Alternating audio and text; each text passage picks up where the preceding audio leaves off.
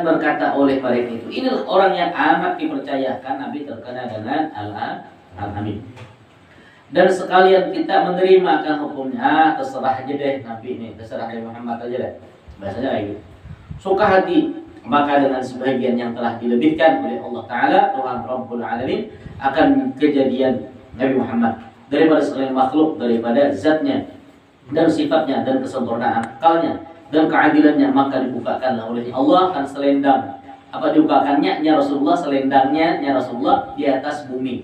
Maka diambil olehnya akan Hajar Aswad, ditaruh di tengah-tengah selendang itu. Maka disuruh olehnya Rasulullah akan tiap-tiap satu kepala dari 4 pihak bangsa Quraisy mewakili, yang mengangkatkan satu penjuru daripada selendang itu. Tadi 4 kan, karena menyukakan hati sekalian mereka, pada diangkatlah oleh mereka. Jadi Nabi pinter langsung gitu. Ketika itu lagi ada masalah, ya Nabi sudah dibukalah selendangnya. Setelah dibuka di selendang, apabila 1, 2, 3, 4 di tengah-tengah akan Hajar Aswad. Jadi Nabi bawa ke Baitullah. Ketika dibawa, Nabi yang mana?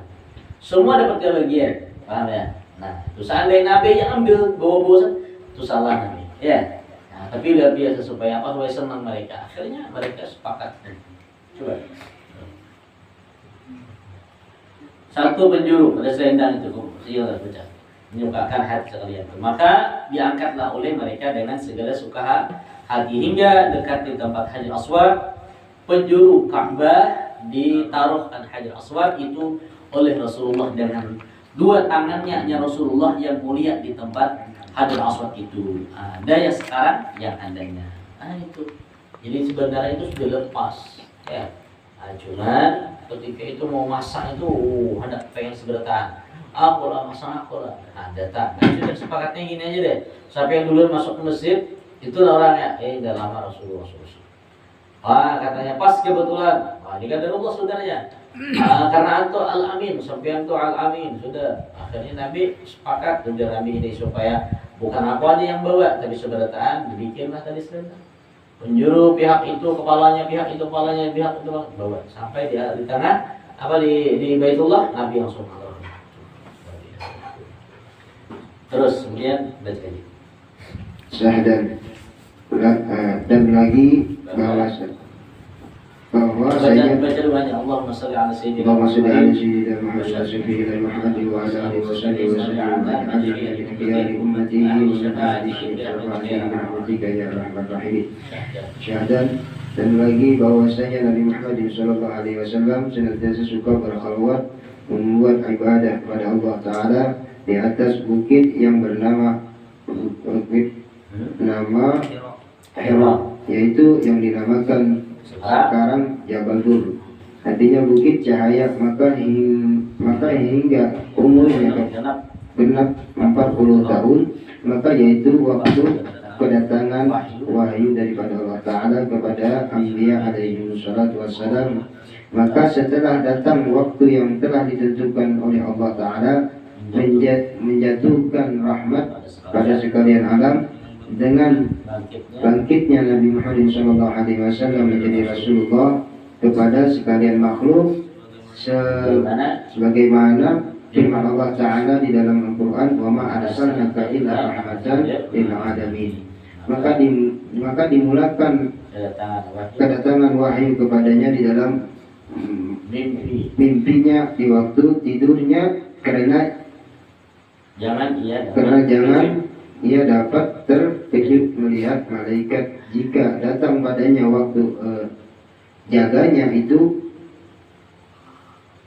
itu pun dari karena rahmat Allah Azza wa Jalla kepada kekasihnya. Maka datang kepadanya oleh malaikat di dalam waktu tidur mengkabarkan padanya tiap-tiap barang yang akan terjadi besok hari. Maka dapat tiap-tiap hari barang yang dikabarkannya oleh malaikat itu dengan semata-mata. Maka demikian pula senantiasa waktu hingga ayat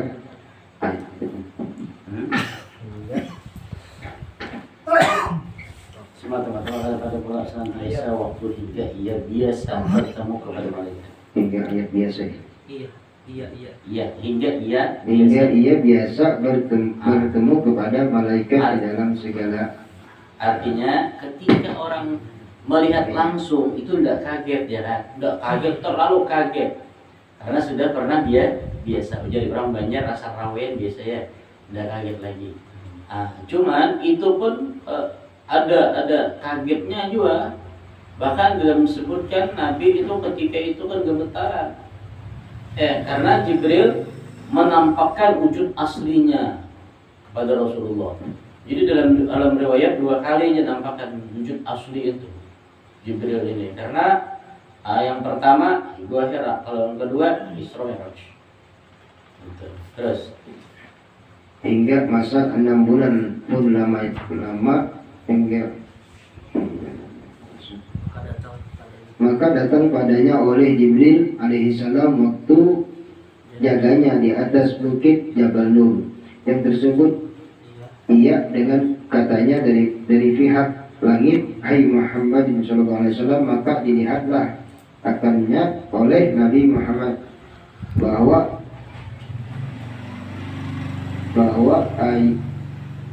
ia turun dari langit dengan segala keelokannya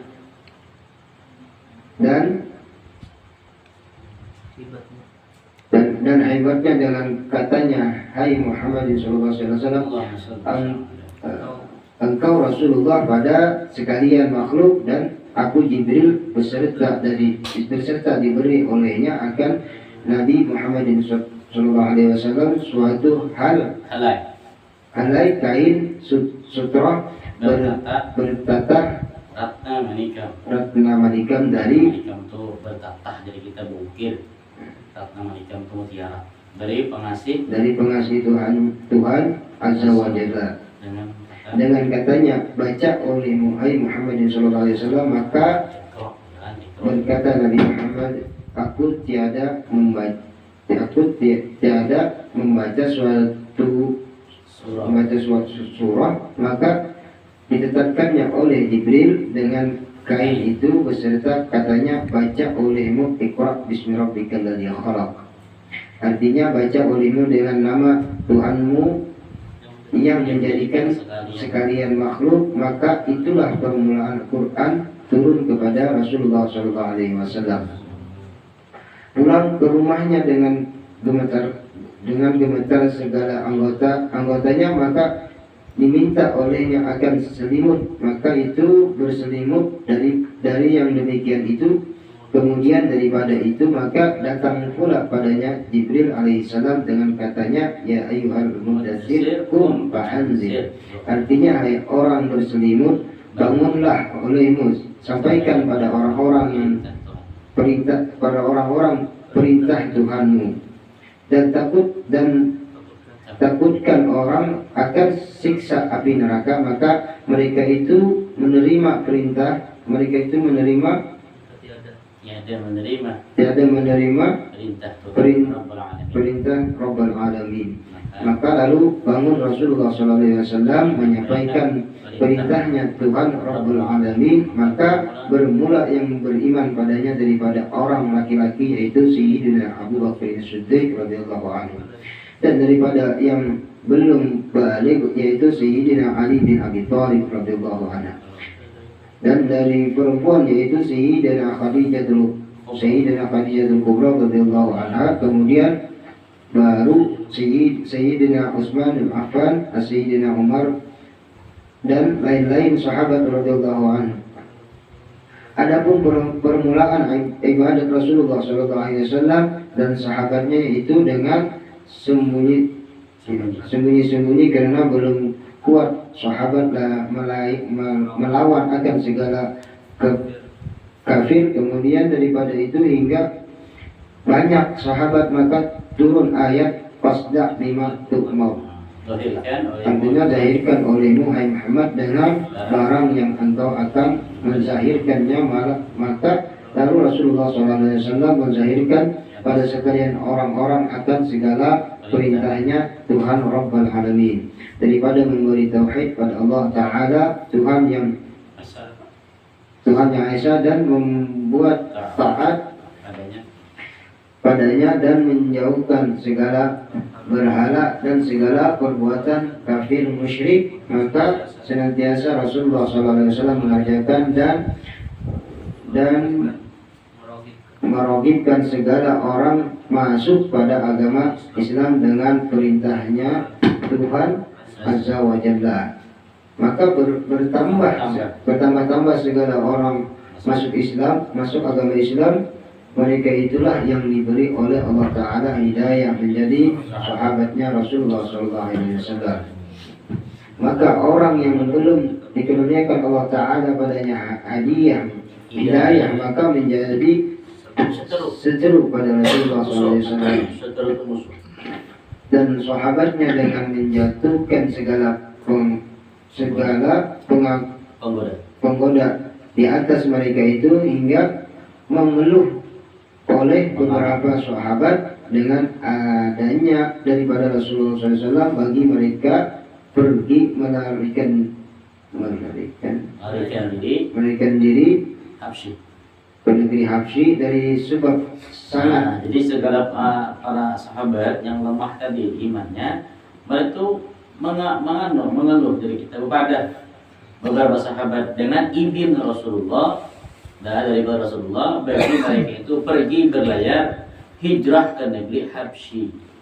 Daripada sebab apa? Sebab sangat penggodaan gangguan di kita segala kafir musyrik ya yang ada di Mekah dan lain-lain. Sahabat bermukim juga bersama-sama Rasulullah, menanggung sabar atas segala penggoda, artinya dari kita gangguan itu adanya. Adapun permulaan yang diperlukan oleh Allah Ta'ala atas Nabi Muhammad dan sekalian umatnya, sahabatnya adalah sembahyang itu, sembahyang tahajud dua di waktu malam dengan firman Allah Subhanahu wa ta'ala, ya ayyuhal muzammil qumil lail illa qalila nisfahu aw inqus minhu qalilan aw zid alaihi.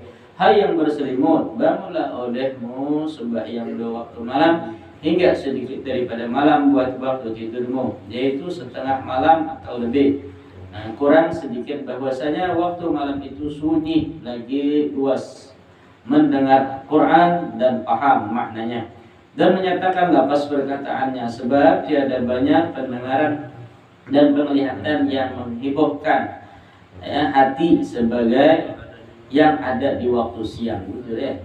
Hari itu itulah artinya firman Allah Ta'ala, inna nasyi'atal lail hiya asyaddu wad'an wa aqwamu qalila. Maka bangunlah Rasulullah SAW dan sekalian sahabat bersembahyang tahajud dan baca Al-Quran pada sekalian malam masa beberapa lama hingga bengkak segala kaki Rasulullah SAW dan segala sahabat. Maka diinginkan sembahyang tahajud itu dengan sedikit daripada malam. Maka inilah menjadi sunnah atas umatnya, tapi tetap lawan Nabi wajib, dan menjadi wajib atas Nabi dan atasnya Nabi, dan diwajibkan atasnya dan atas umatnya bersembahyang 2 rakaat waktu pagi dan 2 rakaat waktu sore.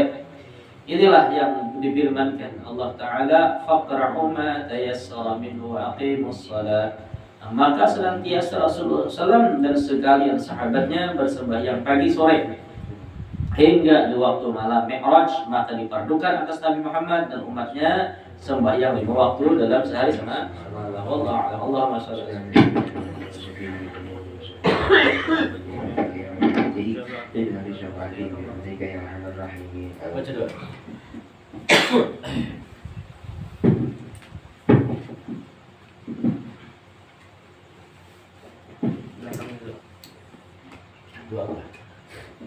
ya, dan cara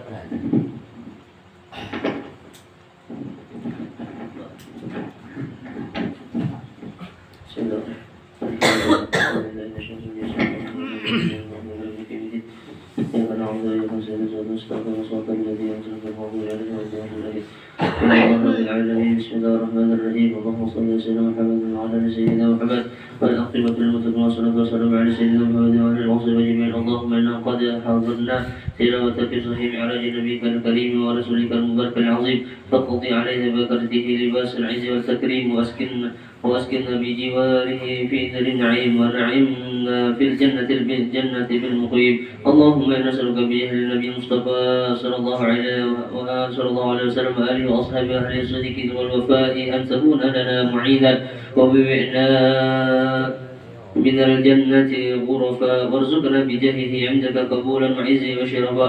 اللهم إنا نتوسل إليك بنبيك المختار وآله الأطهار والسادة الأبرار أن تكفر عنا ذنوبا وأوزارا يا الله يا عزيز يا جبار وارحم واحرسنا من جميع المحاسن والمفاسد والمكارم والمكاره والمخاوف والأخطار واجمع بيننا وبينه في دار القرار وتقبل منا ما قدمناه في يسير أعمالنا في الأعلان والأسرار وارحمنا برحمتك واغفر لنا فإنك الغفور الرحيم فإنك غفور غفار. اللهم إنا نعوذ بك من الهم والغم من الجهل والكسل والخزي ومن العجل والجبن والبخل ونعوذ بك من غلبة الدين والقهر الرجال. اللهم تقبل شفاعة سيدنا محمد صلى الله عليه وسلم الكبرى وارفع درجته عليا وأعطه سؤله في الآخرة والأولى كما أتيت إبراهيم وموسى. اللهم اجعلنا يا الله سيدنا محمدا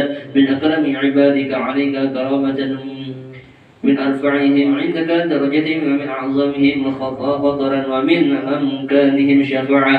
اللهم أتبعه من أمته وذريته ما تكر به عينه وجزيه عنا خير ما جازيت نبيا عن أمته وجزيه الأنبياء والمرسلين كلهم خيرا وصلي وسلم على سيدنا محمد وآدم ونوح إبراهيم وموسى وعيسى وما بينهم من الأنبياء والمرسلين صلاة وسلاما دائما إلى يوم الدين. اللهم اغفر لنا ووالدينا ولمن شيخنا في الدين ولمن حضر ولمن غاب عنا من المسلمين أجمعين لمن أوصانا وأوصاه بالدعاء. اللهم اقم السلامة والصحة والعافية علينا وعلى جميع الحجاج والحجاج والمسافرين بالبر وبحرك بأمة سيدنا محمد صلى الله عليه وسلم سيد المرسلين. اللهم طهر قلوبنا من الرجس الحسي والمعنوي والأدناس وعدنا من شر الجنة والناس. اللهم لا تحيينا في غفلة ولا تأخذنا على غرة واجعل آخرك من الدنيا يا مولانا لا إله إلا الله محمد رسول الله صلى الله عليه وسلم. اللهم انفعنا بها يوم لا ينفع مال ولا بنون إلا من أتى الله بقلب سليم. وأفضل الصلاة وأزكى التسليم على سيدنا محمد خاتم الأنبياء والمرسلين وعلى آله وصحبه أجمعين. سبحان ربك رب العزة عما يصفون وسلام على المرسلين والحمد لله رب العالمين. تقبل الله منكم.